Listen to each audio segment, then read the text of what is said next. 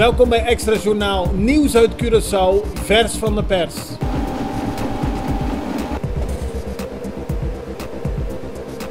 En dit is het nieuws van vandaag.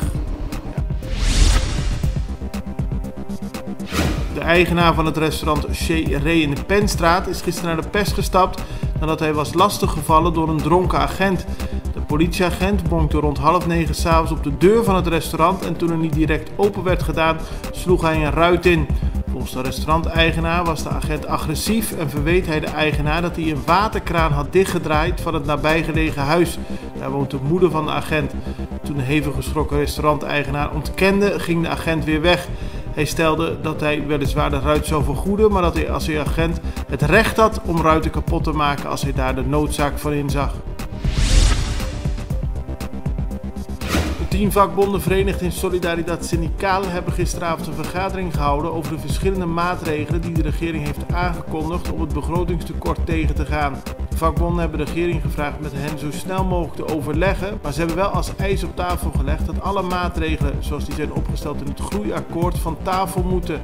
Zo niet, dan volgt er maandag actie op Curaçao, zo hebben de bonden gesteld. De lastenverzwarende maatregelen die vanaf 1 augustus zouden moeten worden ingevoerd zijn een maand uitgesteld. Dat heeft de regering bekendgemaakt. Het gaat om de verhoging van accijns op alcohol en sigaretten en het instellen van 9% OB bij het invoer van goederen. Volgens minister van Financiën Kenneth Gijsberta is het niet gelukt het wetsontwerp op tijd af te krijgen. De Raad van Advies moet zich nu nog over de maatregelen buigen en deze goedkeuren, zodat het waarschijnlijk in kan gaan op 1 september. De nieuwe luchtvaartmaatschappij Jet Air zou bijna alle benodigde papieren hebben om te kunnen opereren. De vliegtuigen van de maatschappij zouden vanaf volgende week al kunnen worden gecontroleerd door de luchtvaartinspecteurs, zo meldt de Extra vandaag. De maatschappij is eigendom van Antonio Ribeiro en hij is optimistisch. Hij denkt dat Jet Air binnenkort al vluchten kan gaan uitvoeren. En dan gaat het vooral over vluchten tussen de Caribische eilanden.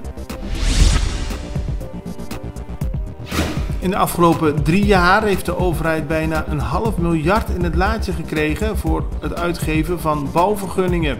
Dat heeft minister van Verkeer, Vervoer en Planning Sita Jezili-Itu gisteren gezegd tijdens een persconferentie.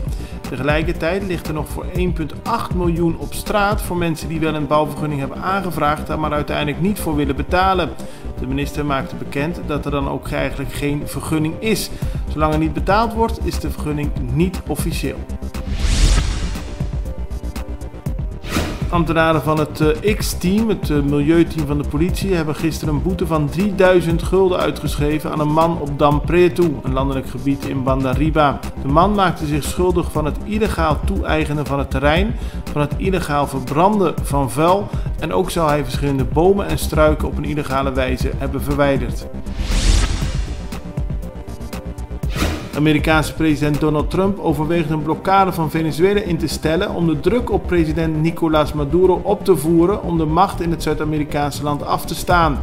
Op de vraag van verslaggevers of hij aan een dergelijke maatregel denkt, ook gezien de invloed van landen als Rusland en China in Venezuela, antwoordde Trump donderdag: ja, daar denk ik aan.